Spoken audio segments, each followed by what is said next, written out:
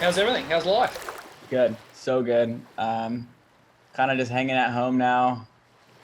The last few weeks recovering from that trip and kind of got out the same, like perfect timing in getting home just with the whole COVID craziness. Dude, we've been crazy lockdown here for like 2 months now in Oz. It's been so crazy. I've been seeing like crazy news out of there. Yeah, You guys are getting like cracked down on by the government, huh? yeah. It's been.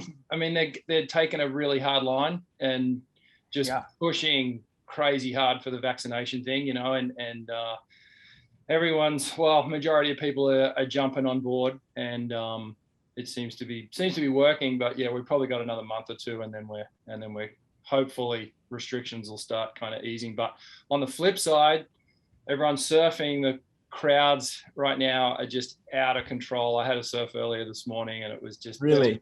it was like pipe crowd at its Oh worst. my God. Whoa. So everyone's allowed in the water. Yeah, you're allowed You to just go can't out. go between states. You can't cross states, so I can't even leave Sydney right now. I can't even.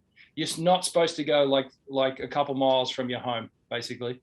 Dude, it's so crazy because I noticed that exact same thing. Like, because of COVID, there's been a huge influx of new surfers. Yeah, They're yeah. like, I'm at home, I'm not going to work, I'm going in the water. I'm like, okay, I'll Well, see you there. Fuck, there's like 300 people out. everyone's working from home and taking that lunch Yeah, break to go surf, and they don't it's have good to. for surf brands. It's good That's for correct. surfing industry, but less so for your local break. Yeah, 100%. So, Nate, stoked to have you officially on the team, man. We haven't really Yeah. connected since it became official, but how's the transition feeling? It's feeling good. I'm super stoked. So like one big hurdle out of the way, which was that last trip, was like, hey, um, how are these fins gonna work in like kind of what like I do in surfing? It's like a little bit bigger, heavier stuff. How are they gonna feel under pressure and with different intensities and with the boards I like to ride? And for me, that was like a huge turning point and just success because they felt so good. I was trying two different things. So all the fins I rode, I'd never ridden before, for one, and the boards were just epoxies, which I hadn't tested in bigger stuff, and both were huge successes. The fins felt great, everything drive off the bottom, holding on the face. Um, I used the mediums on my bigger boards, and I just wasn't sure because that's what I had used previously, but the fin sizes are a little bit different, so I was wondering if it would be smalls or mediums. I went with the mediums and I did not have any slip ups, no problems, tons of drive, tons of speed, and holding in the foam balls or in like critical sections. Pumping off the bottom is huge for me, like especially backhand because I like to no hand pump. Yep. So like getting the cranking real quick off the bottom and then releasing and going is like big for how I like to surf like a heavy backside slab. Yep. So that was huge because the speed and projection as you let go off that bottom turn was like just happening right where I wanted it to. Oh, perfect, man. Sounds like things are kind of settling in and gelling well. I was checking out. I thought I'll come back to another point, but I thought you made a really interesting point in that video that you dropped recently about using smaller fins in bigger boards, and that thinking back to my time in Hawaii, and I worked with Carl Sharper for a lot of years, and we would always just put medium fins in Yep. anything that was 6'3" and above, just because the board's doing so much more work and the tail's a little narrow. And I don't think surfers really kind of cotton on. They go, oh, bigger waves, I need a bigger fin. So Totally. I think And you that was nailed it. it. It's just more rail in the water, the bigger the board is. And it seemed like it was like kind of a blind spot in those mid-sized boards, say anything over a 6'2" to a 6'8" or 6'10", because if you look at our shortboards, we're all riding larges. And if you look at our Jaws guns, our fins are tiny. Like those quad sets we use, they're super small fins. Why? Because we have 10-foot boards. Yeah. And all that board is on the face. And you really just want to be going at top speed. You don't want any drag. And you want to just be able to use the board and the rail to project, and the fins are just there to like hold that last line of resistance in at all times. 100%. So like, yeah, taking that and using that mediums would just be the only way to go for those mid-size like step up slab boards. 100%. Yeah, I must admit, I had a little chuckle when you were kind of going through the different fins you were using, because I just take for granted that everyone knows the name of the fins and what template. Yeah, I was like, wait a second, I have these in, and I need to find the packaging still. Like, I had to like dig it out of the trash and be like, oh, here it is. So it looked like you were riding the new H4, which is that kind of, I think you called it a kind of a space age looking thing. Yeah. So, dude, I was super excited to try those out, and I know they're like, it's a large, so it's for a shortboard, but my 6'2" is so light and loose already that I was like, I gotta try these fins. Like, I was just dying to try them. I brought them on the trip. I didn't want to try them on my bigger boards because they were larges, but I was like, it was that small 4 or 5 foot inside ledge day before the big day. And I was like, this is the day to try these things, especially because those drops, when they ledge up, they're real steep. So you can like, you're pushing into those fins. And combined with my 6'2", they were so sick, like so sick, especially because the epoxy, it is a little like, it's so much lighter that it has a kind of a looseness to it. The fins almost like steadied that last, like, I don't know, I wouldn't say too loose, but like an epoxy just so light, they get kind of like bouncy. It felt like the fins just steadied that bounce inside those barrels. And that was the one I had that crazy foam ball ride on.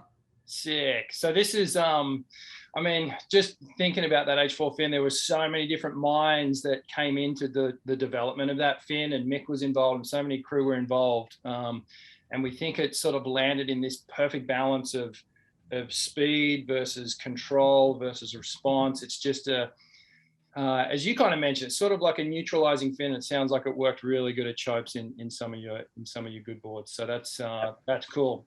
So back to chopes, it must have been exciting just looking at that swell. And how far out did you just go, okay, we're going? Was it like a week, or were you tracking that thing for a little while? So like, I was originally in the trials and I was going to go, and then like maybe like 14 days out, I was like, man, like this is just like the whole situation. It was a nightmare to get in there. And like, especially if you're going in for a surf contest, there was like heavier restrictions. So I was like, I looked at the forecast, and you can't really tell from that far out, but like it just looked bad. And I was like, you know what, like I'm just going to pull out. Like, I don't know what the forecast is doing. I don't know how much of a struggle it's going to be getting. I kind of just didn't really look too far into it. And I just was like feeling a little bit lazy, I guess. I'm not going to do it. And let one of the local surfers take my spot. I pull out, and about a week later, I look back at the swell charts, and I was just like, oh my gosh, like what have I done? Like, on the day of the trials was going to be as good as paddle conditions, the numbers, like I've been going there for 15 years. So I'd have like old swell charts saved on the best swells. And I was like, these numbers, like the numbers don't lie. This is psycho. Like, okay, like I don't even care. I lost my spot in the trials, whatever. There's going to be 2 huge days before that. I'm going, like, I'm going to figure it out. And really it was like the swell in those numbers that made me like figure everything out, do all the paperwork, fill out all their government forms to be able to get in, pulled the trigger, bought the tickets. And it was just like, a couple of my friends were going to go, but it was just so much to get in that they backed out. And I was like, even my filmer Zord was like, I can't make it. And I was like, I don't care. I'm going solo. Like, I'm going. I'm so committed. Like, it looks so sick. I'm going. And I went, and then like even the traveling had a couple like things that just went wrong. Like, you know how just a lot of times I've noticed from traveling, like the more that goes wrong getting there, it's like somehow those are the ones that you score the hardest. Like once you're there and when the swell comes, it's just like those are the best ones. So I kind of started to think that, and I was like, oh, no, just don't get your hopes in. Even that first day, dude, after that first inside ledge day, it was such a magical little session. Like no one around and just as clean as it gets. I was like, I don't care what happens the next 2 days. That whole trip was worth it.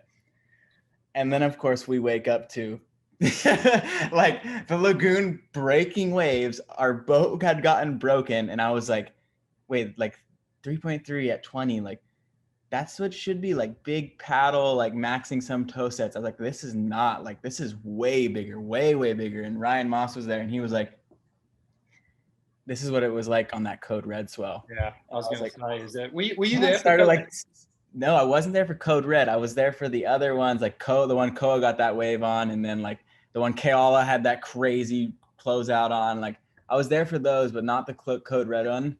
And so when he said that, I was like, I started sweating. I was like, oh, like the energy in the lagoon, dude. All the waves break, lose their energy, and then they hit the lagoon, and it's like pretty calm. Even on big swells, it's pretty calm in there. And it was not calm that morning. I was like, here we go. This is what we came for. Like, we're gonna freaking score. Like, that session was as dreamy as it gets. Like, green backlit barrels, 10 guys taking turns, like super good vibes in the lineup. And just each set coming through a little bit bigger, perfect for a warm, like as good as a warm-up day as you could want, because you could just slowly ease into, you know. So that first day, did you ride your what size board and what size leash, and were you riding the Merrick fins at that point? Yes. So in the morning, I rode the 6.2 with the H4s, and that was insane for that 4 to 6 foot slab barrel range. And then in the evening, I was like, okay, like I got to try my 6.6. I got to get on it. I had never ridden either of those boards before that trip. Completely new setups with completely new fin setups. So I was like, this is perfect. Good conditions to try it. Like still pretty heavy, but like I'm comfortable.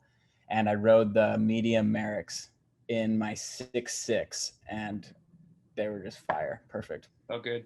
So the Merrick fin is it's pretty swept back. It's got a lot of rake on it compared to some of the other fins in the range. And as you get to know the fins a lot more and more, we can have various conversations about the different fins as you get to know. It's still, as I learn more of the language, I could talk more and nerd out on it. But yeah, definitely a raked back fin like that definitely has its advantages when it's such a critical takeoff. And like you said, you're kind of knifing that thing. It's so cupped out right at the takeoff. When it hits that ledge, and those fins definitely kind of aid in just sort of securing you into the wall there. And what you want is you want a fin that's secure enough to take the most intense part of the drop in the wave, but agile enough that when you let off pressure and you want to go, it doesn't drag on you. No, it's not like, no, we're holding the line still. It's like, okay, let's go. And that's what I felt off the bottom on those, which is for me is huge, because I've done a ton of experimenting, and I know especially chopes, you can even have a little bit of forgiveness because the barrel's so wide in that critical bottom turn phase. But like something like pipe where it's a different barrel and you need to go even quicker off the bottom. It's not as wide as a barrel. It's super unforgiving on the drop. So feeling that instant reaction of like letting off that pressure and then going to pump and it happening like that was huge for me, because that is going to be huge at pipe. And a lot of times when you get in real late at pipe and you're on those ones that you're real deep on, that first no hand pump is everything. Yeah, absolutely. So have you guys, you're obviously working with Shaper over there with John. Things I mean, he's obviously been working with FCS for a lot of years with a couple other his riders, and I mean, you've got good company over there with Seth and Eli and Barron, Koa, Mason's on the system as well. So if you can always shout out to those guys if you need a little, what are you guys riding? What are you guys feeling? Totally. But outside of your kind of step ups and your bigger waves board, have you had the system in some of your smaller boards yet? Yeah, I've been riding mixed fin has become my favorite fin. I tried a few different ones, and well, not really enough. I was still working my way through, but I tried 2 or 3 different pairs, and out of the 2 or 3, mixed fin has been my favorite. Okay. In my like shortboard, main shortboard, my 510 that I use in like every kind of smaller wave condition. Interesting. We have the way the FCS range is set up. We have like 4 different families. There's the reactor, the performer, accelerator, and carver family. And both the fins that you've mentioned, the Merrick and the MIG fin, they're both in that carver family, which is sort of represented by a lot of rake. It basically is you go from the reactor, which is a really upright fin. The performer and the accelerator are really kind of neutral fins. And then the Carver family's all about, leaning back, all of that hold, so that when you're really powering through a turn, you can lean into it, and you're going to have all that control. You're going to have all that drive and acceleration. So it's interesting. That's kind of right at the initial stages, you've gravitated towards that category, which is kind of cool. But I mean, mixed fin is it's probably the most widely used fin on the tour. For that reason, I think it's good for power surfers. They can really feel comfortable on that, which is. And I love that. I love having like just so you said, that small breakdown, like learning and collecting different data on equipment, because those micro changes are pretty huge. At a certain level, you start to figure it out. And for a long time, I was like, fins are fins, boards are boards. Like, I'm just going to go out, oh, that was a bad session because I was tired that day. When in reality, like, sometimes it's because of the mismatch of a fin and a board, and you not realizing. So like, for me and the last year, everything has come down to like getting equipment just right, and just one-upping each little time, and testing, and really having to being able to gather data in an organized way, so you know what you've tested. So learning things like you just said, like the Carver, is what I'm gravitating more towards. It's just great information. It's for any surfer too, just to have and to know. And because a lot of surfers, I understand that they don't have the ability to be ordering tons of boards, like they want to get it down. And when they go and purchase that equipment, they want it to be what works for them, because it sucks to have to go and figure it all out. So just having data and knowledge on what you want and what works for you specifically is huge. So how did the system feel like? And I'm not trying to do like a futures versus FCS comparison here, but has the transition from one system to the other been okay for you? The transition has been smooth so far.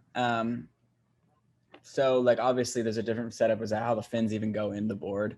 And I was really curious about just the pop in system and pop out, and testing the strength of that. And my first trip was in Mexico, testing that and some kind of like heavier beach break stuff. And I was a little bit skeptical of it, honestly, but I have to say, the freaking not having to carry around a fin key, because I lose those things constantly, but just going to the beach, having my fins in my backpack and popping them in, surfing, because every single day we were driving down with packed board bags, unpack, surf, pack back up, drive back, because down at the points is a lot of driving. Yep. So the efficiency of that was insane. Like, I was loving it. Everyone was digging in the sand looking for fin keys, and I was just popping in and out and cracking up. So that was what I was most skeptical about, and it turns out I actually just love that system. I think I am super curious to try it out. A lot of testing still needs to be done, just from my side as I transition over, especially in the big wave stuff, like this winter, Jaws and stuff. I have all new 9/8s coming in with FCS setup, so I'm really excited to try that out. Yeah, cool. I was going to say, this will be the first full winter where you've been, on riding the FCS system, which will be really interesting, and we can't wait to kind of just bounce and get information from you as things develop. Yeah, totally. Obviously, as the waves get bigger and the situations get more critical, the importance of having that confidence and having good equipment that won't let you down becomes everything. How important is it to have that confidence going into a situation like that? Everything. So the ocean is pretty much the most unpredictable moving sport ever. Like, having a sport in it, you can't predict what it's going to do. You can kind of hope and you can expect and have goals in it, but for this sport, controlling the things you can control, which is your equipment and your own body, is everything. If you have everything that you can controlled and trustworthy, from your equipment, from your vest you're wearing, your board, fins, leash, everything that you have under your own control, you trust it and you know it's going to work when you need it to, that just leaves that much less room for mistakes to happen. Then you can go out and not have to worry about any of that except performing and reading that chaos coming in. Absolutely. And I was actually just kind of browsing some of the comments on that last video from Tahiti, and there was so many people that were really appreciative of the breakdown of your equipment and how you were feeling and what you were riding. Just, because you take for granted that just the average surfer who watches stuff online and who's looking for information, they can't necessarily access that easily. Yeah, So it's great to have those insights, so keep those coming. totally. That'd be really I love doing that type of stuff too. And I realized it because I became a fan of in my training in CrossFit, and I was such a fan of CrossFit. I was looking for information. Like I wanted to get better at my Olympic lifts, and I wanted to get my engine better while staying strong, like just little things like that. And I was realizing like I gravitated towards all the CrossFit vlogs because it was the elite athletes talking through their workouts and breaking them down, certain things like that. And that was part of realizing like, oh, like information so many people are bypassing the people at the pro level are bypassing to their fans. Like you have information that you've gathered for 20 years and these people are just starting out surfing. And if you can help them or just help them progress a little quicker, get in the water more, surf for longer, like that's a win-win everywhere. Totally. I agree. Are you working on anything with your shaper at the moment? Anything special, anything new? Basically just testing my epoxy theories all winter. I'm so fired up on lighter boards because you saw the video, like my theories of less of the board's own momentum and weight is more of your control. But I mean, I'm not saying it's a proven theory. Like it worked well at Chopes and that was a great success, but this winter will be the true, like when there's wind up the face and it's not glassy, perfect Tahiti, we'll see how they work at pipe. I'm super curious to do that. And I am going to try some epoxy guns. So obviously Maui glass, when there's 25-mile-an-hour wind coming in the face, I'm probably going to use my little bit heavier board. But if it's a clean day, dude, I want that control on the face. I want to be able to pump and move. And the traditional guns, I think, are just getting outdated. Like it's time where we're at and where we're pushing in big wave surfing. If we want to push this sport, there's always going to have to be an equipment shift. The surfers can push to the physical limit, then the equipment must change. And that brings you here. You push again, equipment changes, your equipment has to stay with what you're mentally trying to do. And we're trying to surf those bigger waves, how we surf smaller waves. That's what it's becoming. It's no longer catch the biggest wave and go straight. It's like, no, I want to knife it under the lip and backdoor a wave at jaws. Like I'm at backdoor. So the equipment has to like move towards that as well. And that's what I'm really excited about, is just trying new things this winter. Obviously could be costly because it's really hard to test new stuff in that dangerous of conditions, but it just needs to happen. It's what has to happen if we want to continue to progress. Yeah. So just back to Tahiti on the big day, that was just all tow, wasn't it? Yeah, we paddled in the morning, actually. When we first got out there, it was some people were like, we saw a 20-foot set, like it's huge. And then I watched it for a little bit and I just saw like there was two guys paddling. I think it was Lucas Chumbo and Cam Richards and maybe one other guy. I'm not sure, but I was like, I saw some good paddle waves and I was like, oh, I'm on. And so I took my 6'6" Scout and had an insane paddle session, like fully sick waves before the tow session even started. And I caught like 4 or 5 waves. And then each set just started getting bigger, like in a serious way, like massively bigger. Like each set was like 10 foot bigger. And I left the lineup and got on the sled, and maybe 15 minutes later, that Kaoli wave came through. And I was just like, oh, like what? Like, yeah, like we were going to tow today. Like that's fun. We were going to get some fun 15 footers. Like a 35-foot slab comes through and this guy like does all that he can to make it and gets sucked over. And like, literally when you see that channel side and you hear that wave and like the intensity of it, and like, I was like, did I just watch someone die? Like it was so big that in my head, my first thought was there's no way of survival, like out of that.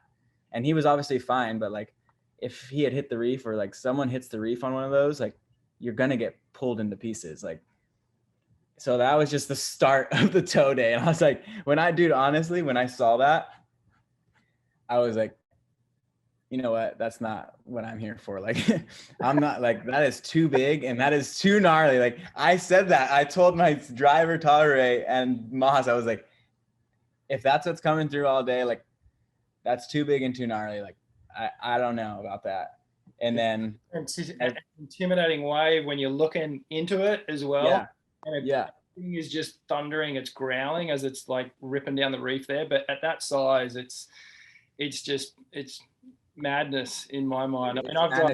And it breaks the reef. That scar, I got 18 stitches in the back of my head from that place, and that was only my gosh, brutal. 12-foot day. It wasn't a like 35 foot day, but it was crazy. And you see like the effect from that wave, like, dude, there was pieces of reef exploded. Like you could smell what had just happened after. Like it was in the air. The water turned brown, like, or like dark green, and everything changed after that wave. And it was just so like intense. And my driver was like, hey, watch, the swell is going to fill in and it's going to get insane. And literally within like 45 minutes, an hour, it's filled in. And I was like, okay, I'm grabbing the rope. Let's go. And it just ended up getting like the best toways of my life out there. Well, it sounds like, it turned out to be a perfect trip for you. And it was, we were stoked to see that vision. See that you guys all got out of there safely, got some of the rides of your life, we were stoked to see that you're testing out new equipment and the initiation, passed the test. Yeah, totally. Cool. So yeah, we're looking forward to the winter coming up. And I reckon we should jump on a call in the next little bit once you start exploring the range a little bit more. And we're super excited to be developing some products with you, especially in the big wave category. Yep, me really too. Fun. We sort of pride ourselves on innovation and really looking at the technical sides of what we can offer surfers to make surfing better. And H4, I think, is almost just the tip of the iceberg, really, in terms of what we can do with foils and materials and all sorts of stuff. So I love that, bro. Yeah, it's cool. We're stoked to have you on board. And we'll connect up soon. We just wanted to, this has been great, just a little catch up, talking about that Tahiti trip and just a few other little kind of misto topics. So yeah, man, thanks for your time. Dude, thank you so much. Thanks for having me. I'm excited for the season. We'll catch up soon, Nate. Okay, Richie, have a good one. See ya. Have a good day.